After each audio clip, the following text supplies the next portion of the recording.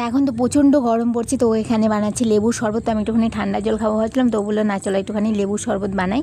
তো ওর মধ্যে লেবুর রস দিয়ে দিয়েছে আর ওর মধ্যে দিচ্ছে ফ্রিজের ঠান্ডা ঠান্ডা জল। আর এখন এত গরম পড়ছে না, শুধু মনে হয় কি যে শুধু ঠান্ডা জল খেয়েই থাকে, মানে কিচ্ছু খেতে ইচ্ছে করছে না। তো এর মধ্যে যে চিনি দিয়ে দিচ্ছে আর দিচ্ছে খানিকটা লবণ। তো আমার রান্নাবান্না কমপ্লিট হয়ে গেছে, তো আমার এত জল খেতে ইচ্ছে করছিল, তো বললো চলো লেবু শরবতটাই বানিয়ে নিই। আর ও লেবুর শরবতটা না অসাধারণ বানায়, কালকেও বানিয়েছে, ওগুলো খুব ভালো লাগে।